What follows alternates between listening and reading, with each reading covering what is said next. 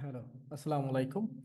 আমি আপনাদেরকে বলেছিলাম ক্লাস 8-এর একটা ফ্যান্টাস্টিক চ্যাপ্টারের কথা। এই চ্যাপ্টারে আপনাদেরকে প্যারাফ্রেজিং এবং রিফ্রেজিং সম্পর্কে আলোচনা করা হয়েছে।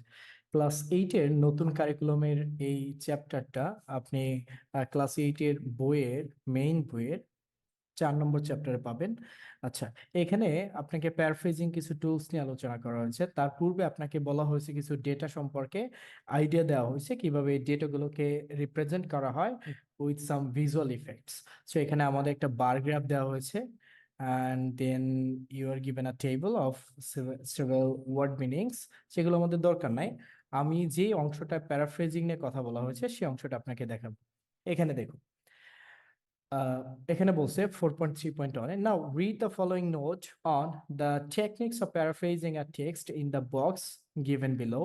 সো আমরা যদি প্রথমত চিন্তা করি, এখানে আপনাকে টেকনিকের কথা বলা হয়েছে এবং সেটা কিসের? প্যারাফ্রেজিং টেকনিকের কথা বলা হয়েছে। প্যারাফ্রেজিং মিনিংটা কি দাঁড়ায়? প্যারাফ্রেজিং শব্দটার শাব্দিক অর্থ যদি আমরা খুঁজি কিংবা এটার যদি বাংলাটা আমরা বোঝার চেষ্টা করি, এটা অর্থ দাঁড়ায় যে কোনো একটা কথাকে কোনো পরিবর্তন ব্যতীত ওই একই কথা আপনার নিজের আইডিয়ায় শেয়ার করা, যেমনটা গুগল কি বলে দেখি, paraphrasing is the act of putting সামন else ideas into your own words, অর্থাৎ অন্যের মতামতকে কিংবা অন্যের আইডিয়াকে আপনার নিজের শব্দে রূপান্তরিত করা। আর রিফ্রেজিং শব্দটা মানে হচ্ছে কি, আপনি কোনো একটা কিছু লিখবেন কিন্তু সেই লেখাটা definitely different different words and sentence structure হতে পারে, কিন্তু আইডিয়াটা পরিবর্তন হবে না। তার মানে প্যারাফ্রেজিং এবং রিফ্রেজিং দুটো জিনিসের মানেই দাঁড়াচ্ছে হচ্ছে আপনি কোনো একটা কথাকে আপনার নিজ আইডিয়ায় বা নিজ কথায় নিজ ওয়ার্ডসে এক্সপ্লেন করবেন, বাট যে মেইন কনসেপ্টটা, ওই কথাটার মেইন কনসেপ্টটা it can be changed. Okay, so এরপরে তারা প্যারাফ্রেজিং টেকনিক নিয়ে কথা বলেছে।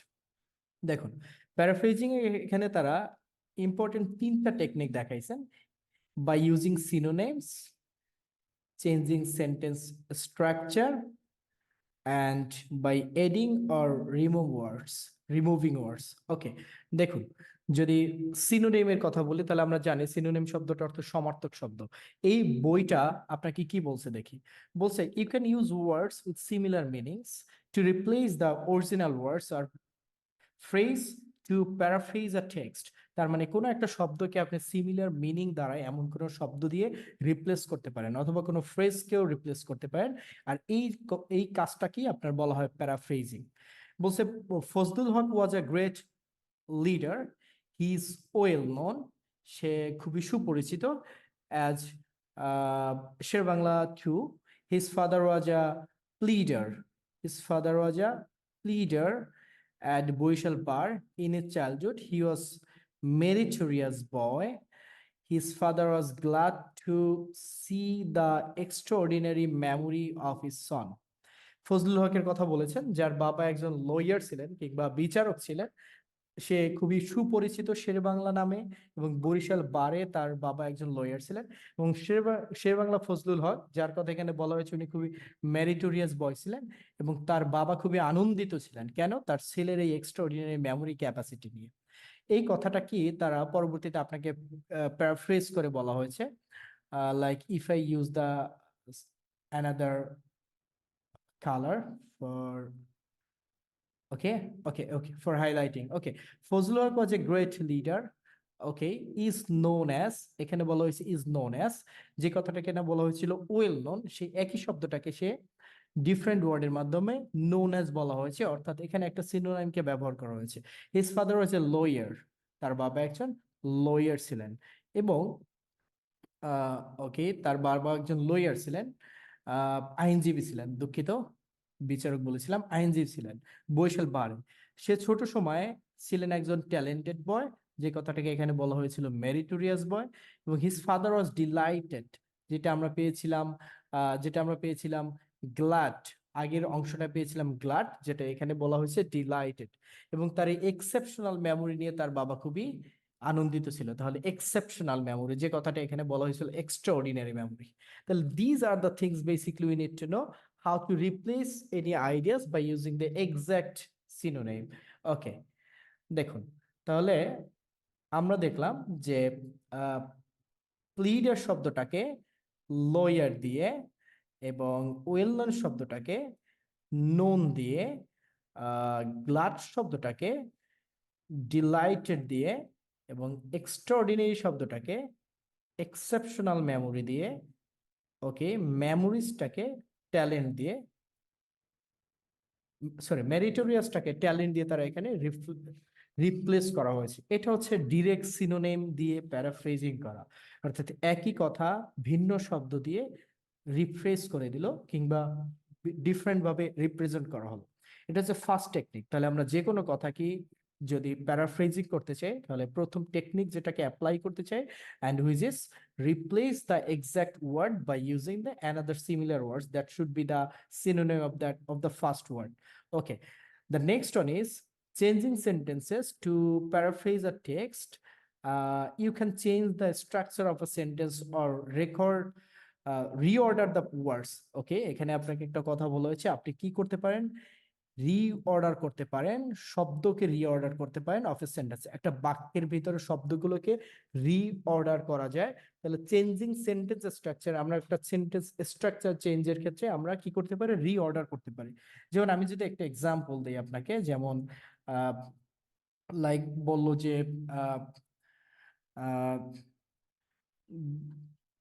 they are using car to go to school. They are using car to go to school. এই কথাটা কি আমরা যদি স্ট্রাকচার চেঞ্জ করতে চাই, জাস্ট এই বাক্যটাকে যদি আমরা পেসিভি নিয়ে যাই তাহলে কিন্তু এটার অর্ডারটা চেঞ্জ হয়ে যায়। অথবা ডিফারেন্ট হয়তো আমরা ইনফিনিটিভ দিয়ে শুরু করতে পারি, যেমন বলতে পারি লাইক টু, আচ্ছা এটা হচ্ছে আমাদের প্যারাফ্রেজ করে যেটা লেখা হচ্ছে, to go to school, car is using, sorry,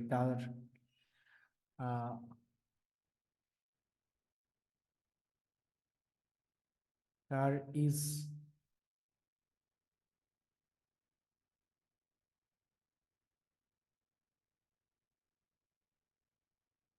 being used by them. Car is being used by them. তাহলে to go to school, স্কুলে যাওয়ার জন্য car is being used by them। আগের কথাটাকে আমরা যদি প্যারাফ্রেজ করার জন্য অ্যাক্টিভ বাক্যটাকে পেসিভে নিয়ে যায় তাহলে কিন্তু শব্দের অর্ডার বা ওয়ার্ড অর্ডারটা পরিবর্তন হয়ে যায়। সেই কথাটাই বলছিল যে সেন্টেন্সের স্ট্রাকচারটাকে চেঞ্জ করা। এরপরে কি বলে দেখি, but you can't change the meaning of the sentence. Okay, তাহলে আমরা কি করতে পারবো না, মিনিংটাকে চেঞ্জ করতে পারবো না। ঠিক আছে, তাহলে মিনিংটাকে আমরা চেঞ্জ করতে পারবো না, তাহলে মিনিংটাকে চেঞ্জ করা যাবে না। For example, read the following text. এখানে একটা টেক্সট দেওয়া হয়েছে, আমরা যদি একটু দেখি, একটু হাইলাইটস নেই কোন শব্দগুলোকে কিভাবে পরিবর্তন করছে। ওকে, এখানে বলা হয়েছে Ms Najmun Nahar is a teacher. Okay, she has to work a lot, তার অনেক কাজ করতে হয়, because of a tight work schedule. She feels exhausted and that is why she needs leisure time for relaxation and recreation. তার বিনোদনের জন্য রিল্যাক্সের জন্য তার কি দরকার, লেজার প্রয়োজন। সে খুবই হার্ড ওয়ার্কিং একটা উইমেন। ওকে, এই কথাটা কি তারা কিভাবে প্যারাফ্রেজ করা হয়েছে আমরা একটু দেখব। Okay, miss Nazmun Nahar is a teacher and she has a lot of duties. এখানে একটা কনজাংশন ব্যবহার করা হয়েছে এবং এই দুটো বাক্যের ভিতরে একটা সম্পর্ক তৈরি করে দেওয়া হয়েছে। তাহলে আগে আমাদের এখানে দুটো সিম্পল সেন্টেন্স ছিল, এখানে একটা কম্পাউন্ড হয়ে গেছে। Miss Nazmun Nahar is a teacher, okay, she has a lot of duties, she has to work a lot, এই ওয়ার্ক এ লট শব্দটাকে ডিউটিস দ্বারা রিপ্লেস করা হয়েছে। she has a lot of duties. Sometimes she feels exhausted, মাঝে মাঝে সে খুবই এক্সস্টেড ফিল করে, as she has a tight work schedule, যেহেতু তার অনেক খুবই টাইট ওয়ার্ক স্কেডিউল রয়েছে। তাহলে কি বলেছিল আগের বাক্যটায়, because of a tight work schedule, তার টাইট ওয়ার্ক স্কেডিউলের কারণে she feels exhausted and that is why এবং যার কারণে she needs leisure time for relaxation and recreation। এই কথাটাকে কিভাবে চেঞ্জ করলো দেখি, this is the reason, তাহলে এখানে বলছে because of, এখানে বলা হয়েছে because of, যেটা এখানে রিপ্লেস করা হয়েছে this is the reason she she needs leisure time for relaxation and recreation।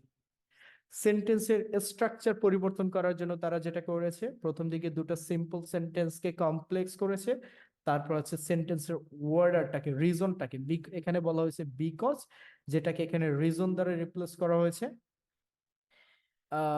ওকে ওকে, এরপরে তার একই কথাকে ঘুরিয়ে শুধু শব্দের শব্দের ডেকোরেশনটাকে চেঞ্জ করে, একই কথা একই মিনিং, শুধু শব্দের ডেকোরেশনটাকে পরিবর্তন করে আপনার কাছে তুলে ধরা হয়েছে।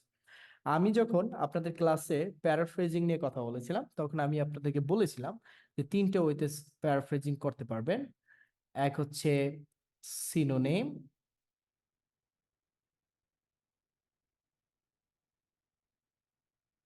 দুই হচ্ছে আপনি ওয়ার্ড ওয়ার্ডার চেঞ্জ করতে পারেন,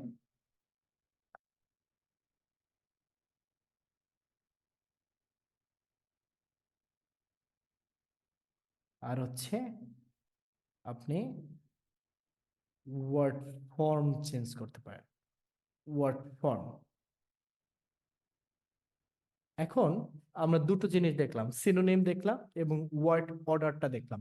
তাহলে ওয়ার্ড ফর্ম বলতে কি বোঝা যাচ্ছে, একটু যদি আমরা নিচের দিকে স্ক্রল করে যাই, তাহলে এখানে বলা হয়েছে adding, by adding or removing words, অর্থাৎ কোন একটা বাক্যের ভিতরে আমরা নতুন করে শব্দ ইনপুট করব অথবা ওই জায়গা থেকে কোনো শব্দ এক্সক্লুড করব।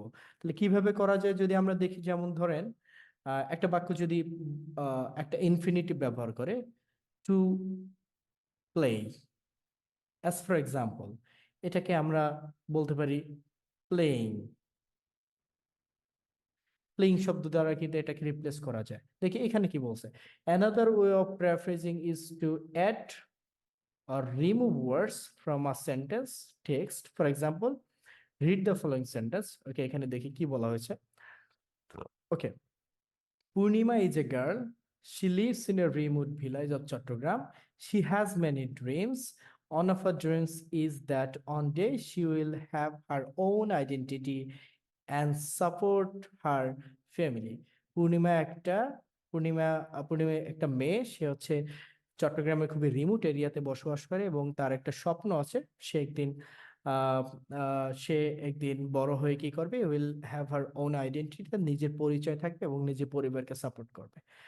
ডিউ টু পভার্টি, দারিদ্রতার কারণে, sometimes she feels it challenging to fulfil her dream, মাঝে মাঝে এটা খুবই চ্যালেঞ্জিং হয়ে দাঁড়ায় নিজের স্বপ্নটাকে পরিপূর্ণ করার জন্য। ওকে, এই কথাটাকে এখানে প্যারাফ্রেজ করা বলা হয়েছে, একটু দেখি কি বলছে। পূর্ণিমা is from a remote village of Chattogram. Just imagine, তারা এখানে যেটা বলা হয়েছে, তারা পূর্ণিমা যে girl, she lives in a remote village of Chittagong, পুরো বাক্যটাকে এই পুরো বাক্যটাকে এখানে দুটো বাক্য ছিল, সেটাকে একটা বাক্যে বলছে। Purnima is from a remote village of Chattogram, প্রথমে বলা হয়েছে পূর্ণিমা একটা মেয়ে, সে চট্টগ্রামে একটা রিমোট ভিলেজ থেকে, আর এখানে বলছে Purnima is from a remote village of Chattogram. এই বাক্যে যখন বলা হয়েছিল সে একটা মেয়ে, এই কথাটাকে এখানে আর উল্লেখ করা হয়নি, কারণ পূর্ণিমার নামটা দ্বারা রিডার ডেফিনেটলি উইল আইডেন্টিফাই এটা মেয়ে নাকি স্লে। তো এখান থেকে যেমন এই প্রথম বাক্যের গার্ল শব্দটাকে এখান থেকে ইলিমিনেট করা হয়েছে, এই বাক্যটায় এখানে ইনক্লুড করা হয়নি। And the next one is she has many dreams. Okay, among many of her dreams, এখানে বলা হয়েছিল শি হ্যাজ মেনি ড্রিমস, তার অনেক স্বপ্ন আছে, আর এখানে বলছে among many of her dreams, তার তার অনেকগুলো স্বপ্নের ভিতরে the long cherished one is to establish her identity. Nice sentence. এখানে বলা হয়েছিল one of her dreams, one of her হচ্ছে among many of her dreams, is that one day, সে একদিন she will have her own identity and support her family. Okay, দেখেন এখানে নতুন একটা শব্দ নিয়ে আসছে, চেরিস্ট, যে শব্দটার অর্থ দাঁড়ায় হচ্ছে আহ চেরিশ শব্দটার অর্থ দ্বারা হচ্ছে লালন করা। সে লালন করে রেখেছে, কি লালন করেছে? The long cherished one is established her identity. তো অনেক দিনের লালিত স্বপ্নটি হচ্ছে নিজের আইডেন্টিটি ক্যারি করবে, নিজের আইডেন্টিটি ক্যারি করবে। Okay. Also she plans to earn money and help her family. দেখেন, এখানে কোথাও টাকা ইনকাম করার কথা বলা হয়নি। এখানে কোথাও বলেনি যে সে অনেক টাকা ইনকাম করবে এবং তার পরিবারকে সাপোর্ট করবে। কিন্তু দ্বিতীয় স্তাবকে আমরা যেটা দেখতে পাই, এখানে নতুন একটা শব্দ যুক্ত করা হয়েছে, সেটা হচ্ছে she plans to earn money. Okay, in terms of saying, I have to say, for supporting someone, you need to earn money. আপনি without earning money, you are not able to support anyone. In that case, আপনি যদি বলেন যে you need to earn money to support someone, আর এটাকে যদি different ভাবে বলেন, after achieving the ability, I will support someone. These are same meaning. These have same meaning. তাহলে এই কথাটা এখানে বলছে, সে আইডেন্টিটি অর্জন করবে এবং তার পরিবারকে সাপোর্ট করবে। এখানে সেটাই বলছে, সে পরিকল্পনা করেছে টাকা ইনকাম করবে এবং তার পরিবারকে সাপোর্ট করবে। তাহলে এখানে এক্সট্রা একটু যুক্ত করা হয়েছে, যেমন আগের বাক্যটা আমরা দেখেছি এক্সক্লুড করা হয়েছে, যেমন এখানে গার্লস হলে সেটাকে এক্সক্লুড করা হয়েছে, বাট এখানে একটা নতুন কিছু যুক্ত করা হলো, একটা ইনক্লুড করা হলো, সেটা হচ্ছে সে টাকা ইনকাম করবে। ওকে। হেল্প ফর ফ্যামিলি, পরিবারকে সহযোগিতা করবে। বাট ডিউ টু প্রপার্টি, এখানে ডিউ টু প্রপার্টিটা ঠিক আছে, এখানে একটা কনজাংশন যুক্ত করা হয়েছে। she finds it challenging to fulfill her dreams. Okay, she feels it challenging, আর এখানে বলছে she finds it challenging, both are same, they actually the same meaning. ওকে, এই তো আমাদের হচ্ছে প্যারাফ্রেজিং এর তিনটা টেকনিক। তাহলে আমরা জানলাম যে প্যারাফ্রেজিং সাধারণত তিনটা বিষয়ের উপর হয়। আপনার ডিরেক্ট সিনোনিম দ্বারা প্যারাফ্রেজিং হতে পারে, যেমনটা এখানে আছে ডিরেক্ট সিনোনিম দ্বারা প্যারাফ্রেজিং। আপনার এরপরে যেটা হতে পারে চেঞ্জেস সেন্টেন্স স্ট্রাকচার, তাহলে বাক্যের গঠন পরিবর্তন করে প্যারাফ্রেজিং হতে পারে, অথবা বাই অ্যাডিং আর রিমুভিং ওয়ার্ডস, কোনো শব্দ যুক্ত অথবা এলিমিনেট করেও প্যারাফ্রেজিং হতে পারে with the similar since of the sentence. এখন আমরা যে অবস্টাকলটা ফেস করি in terms of solving problems in writing and reading basically, and also in listening, we often find some sentences that are not exactly mentioned in the transcript whenever we go for seeing it at the back of the book. আমরা এই জায়গাটায় এসে একটু obstacle face করি, কারণ হচ্ছে আমরা খুঁজি যে এক্সাক্ট শব্দগুলো খুঁজে পাওয়া যাচ্ছে কিনা। But the thing is that paraphrasing এ আপনি শব্দ এলিমিনেট করে কিংবা ইনক্লুড করেও আপনি প্যারাফ্রেজিং করতে পারেন। তো কেমব্রিজ আপনাকে এই বিষয়টা দিয়ে একটু ধাঁধায় ফেলে দেয়, মাঝে মাঝে কিছু শব্দ এক্সক্লুড করে ফেলে, এর কারণে আপনার মনে হয় যে এটা প্যারাফ্রেজিং, এটা না, বাট ইন সেন্স ওটাই হচ্ছে তার প্যারাফ্রেজিং। আপনি যদি লিসেনিং এর কোশ্চেন নেন অথবা আপনি রিডিং এর কোশ্চেন নেন, you will definitely find some examples there. Okay, তাহলে এই হচ্ছে আমাদের তিনটা টাইপ অফ প্যারাফ্রেজিং এর স্ট্র্যাটেজি, যেটা ক্লাস 8 এর বইতে ইনক্লুড করা হচ্ছে। আমি সত্যি অ্যামেজড হয়ে গেছি যখন আমি ক্লাস 8 এর বইয়ে প্যারাফ্রেজিং টুলস নিয়ে আলোচনা দেখেছি, এবং প্যারাফ্রেজিংটা ডেফিনেটলি একটা unique idea for changing your and rewriting your ideas with your own words. If you are able to use the paraphrasing, then your writing would be very smart. And every students, আমি নিজেও বলতে পারি, আমি before starting my journey of preparation for IELTS, আমি কখনোই paraphrasing শব্দটা শুনিনি। Even আমি যখন ব্যাচেলরে ছিলাম, অনার্সে ছিলাম, 4 বছর আমার ইংরেজিতে লিখতে হয়েছে, অনেক অনেক এক্সাম দিতে হয়েছে, but I never ever heard this word in my life.